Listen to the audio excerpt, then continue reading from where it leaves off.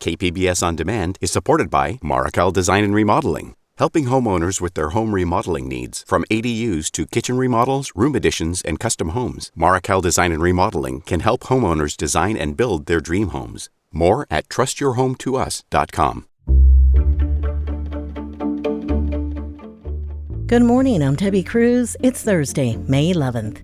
The immigration order Title 42 ends today. More on that next, but first, let's do the headlines.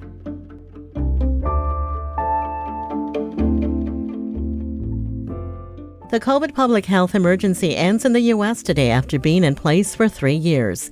The end of the public health emergency is what's triggering the end of Title 42. It will also cause some health coverage and cost savings put in place during the pandemic to expire, and people will now have to pay for at-home COVID tests. Plus, patients in some circumstances will no longer be able to use telehealth to get their prescriptions. There's a new statewide hotline and website to report hate crimes. Here in San Diego County, 86 hate crimes were reported by law enforcement last year, 6% more than the previous year.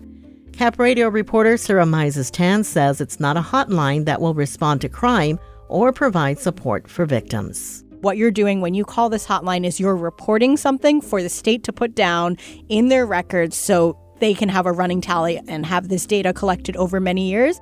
The number is 8338-NO-HATE. The line is open Monday through Friday from 9 a.m. to 6 p.m. Reports can also be made online at cavshate.org. The City of San Diego is preparing to launch a study to determine how much the city should start charging single-family homes for trash pickup. It also will look into how to subsidize pickup for low-income families and how to reward people for producing less trash.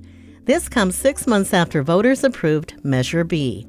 According to reporting by the San Diego Union Tribune, the study will be done by a consultant who will be selected at the end of this year or early next year. The study is expected to take 2 years. From KPBS, you're listening to San Diego News Now. Stay with me for more of the local news you need. KPBS On Demand is supported by Paint Care, offering households and businesses in California more than 800 leftover paint drop-off sites for recycling. Quantities of 100-plus gallons of paint may qualify for a large volume pickup. Learn more at paintcare.org.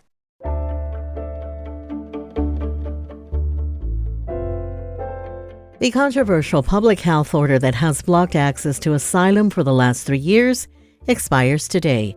Title 42 created a backlog at the border, and as it ends, an influx of migrants is expected. In response, the Biden administration announced last week that it would send 1,500 active duty troops to the border. While the bulk of the force involves U.S. Army soldiers, some Camp Pendleton-based Marines are also being sent.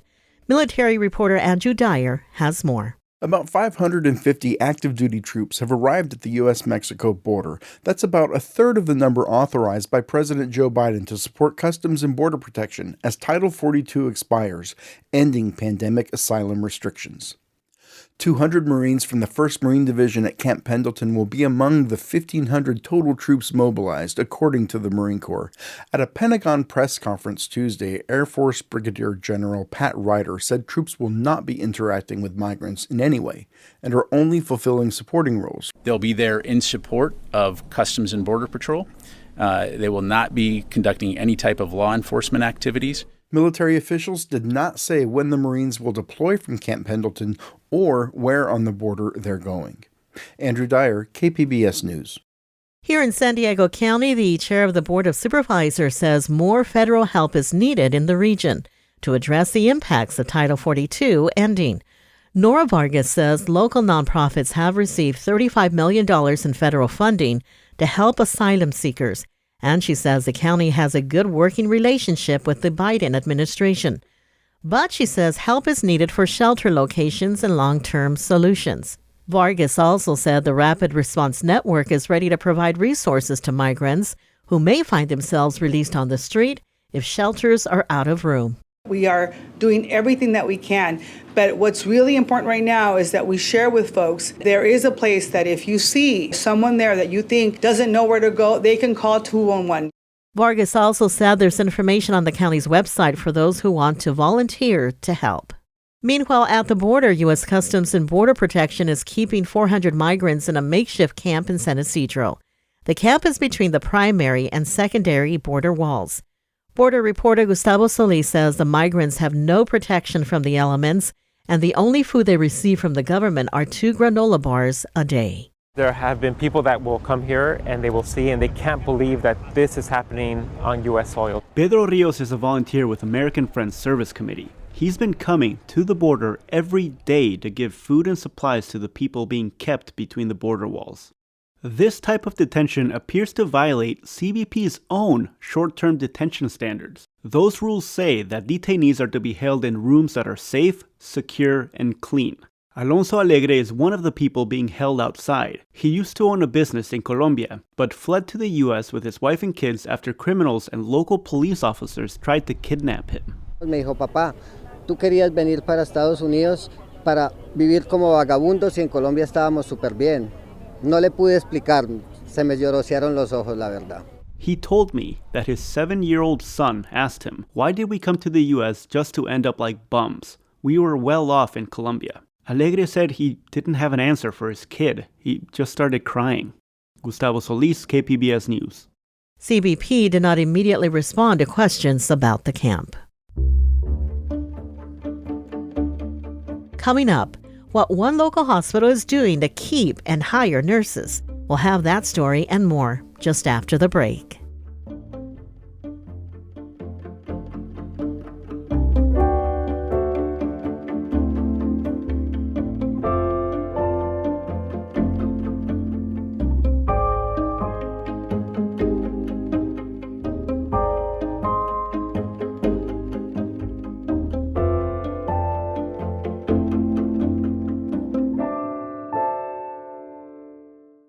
KPBS On Demand is supported by Fleet Science Center's newest exhibit, Survival of the Slowest. See firsthand how nature's smallest, slowest, and weakest creatures can not only survive, but thrive in the wild. Open May 24th through September 1st. Learn more at fleetscience.org.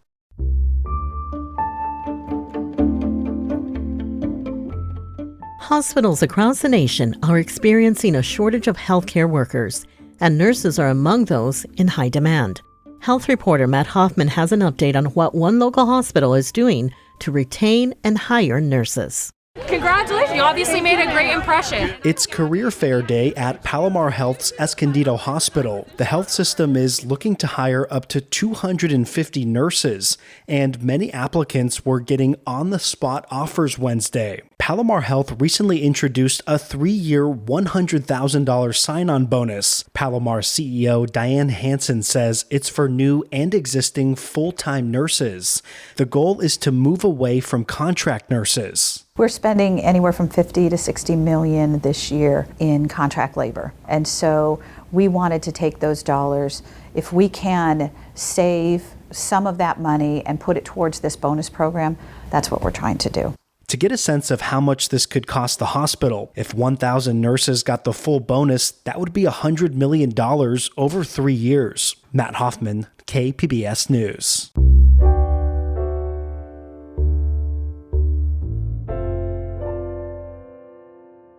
This year's winter may have brought a lot of rain, but reporter Melissa May tells us that it didn't eliminate fire season in the county. It's only delaying it. Over the weekend, our neighbors to the north in Alberta, Canada, declared a provincial state of emergency due to wildfires, reminding us in Southern California of our vulnerability. Fire Captain Brent Pasqua with CAL FIRE says the brush and vegetation is bigger and more abundant due to the heavy winter rains, and it all needs to be cleared out now. We look at Alberta, and that should get us to say, hey, we don't want to be like that. Let's start clearing now. Let's start clearing early so that if something does happen like that, we're safe, our property's safe, and we can get our families out of harm's way. Already, brush is starting to dry out, and according to Pasqua, it could even grow back before it dies out, creating more fuel if left unattended. To find out more information about the upcoming fire season and how to best prepare for it, go to fire.ca.gov. Melissa May, KPBS News.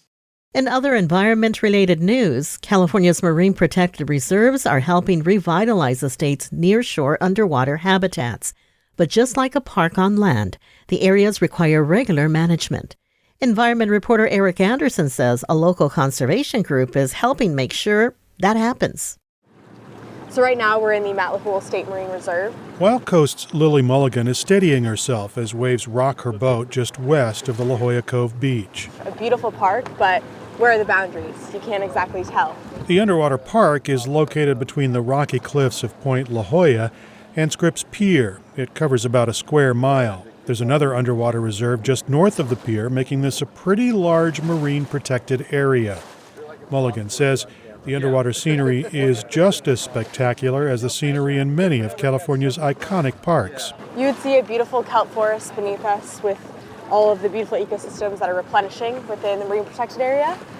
There's our beautiful submarine canyons off of Scripps, and this creates a beautiful area for biodiversity.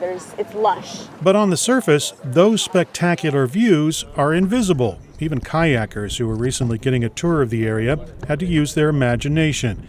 California Fish and Game Commissioner Samantha Murray says the mostly opaque water keeps the park's wonders out of view, but the murky ocean can't hide the success of California's marine protected areas. So far, it looks great.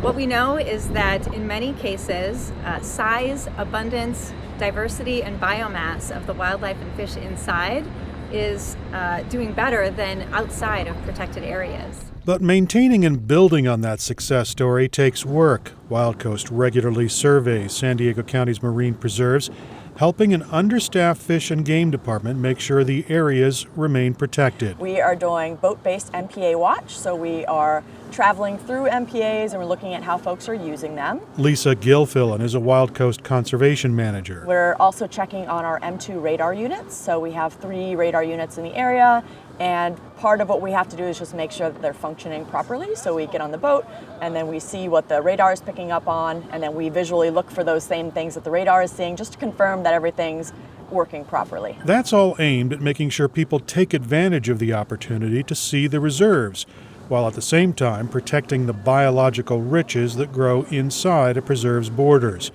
In this marine protected area, fishing is not allowed. For the most part, there's people interacting in these spaces the way they should be, without taking resources, without taking fish or invertebrates, for instance. But there's a few bad apples out there, and yes, we're able to keep an eye on those in some ways, but yeah, some do get away with it. That even happens in the Channel Islands, which are a good distance away from the mainland and most of the state's people.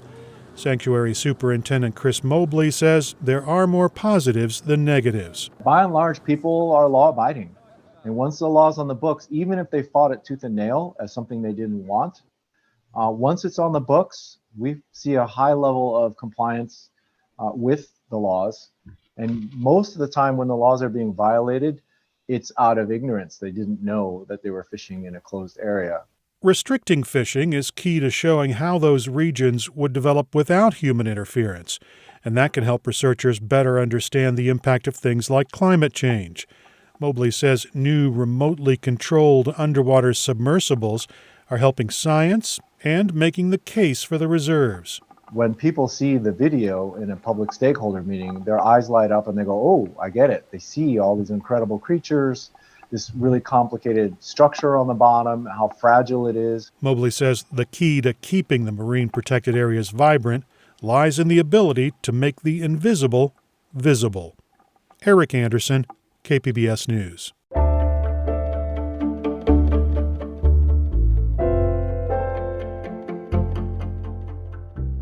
Last week, we brought you the story of Kelly the tiger. She'd been rescued from a roadside zoo and brought to lions, tigers, and bears in Alpine. Kelly underwent a costly 10-hour surgery last weekend to place 3 plates in her right forearm. It's hoped the operation will eventually allow her to walk without pain. Lions, Tigers, and Bears President Bobby Brink says the operation was a success and Kelly is recovering well in a small habitat away from people. Brink says you can't put a cast on a tiger, so they're hoping she'll heal within a couple of months. Next, Kelly will need an operation to clean and fix her declawed paws. We hope you get well soon, Kelly. That's it for the podcast today. As always, you can find more San Diego news online at kpbs.org. Join us again tomorrow for your daily dose of local news. Plus, we'll fill you in on what's happening over the weekend in case you're looking for something to do. I'm Debbie Cruz. Thanks for listening and have a great Thursday.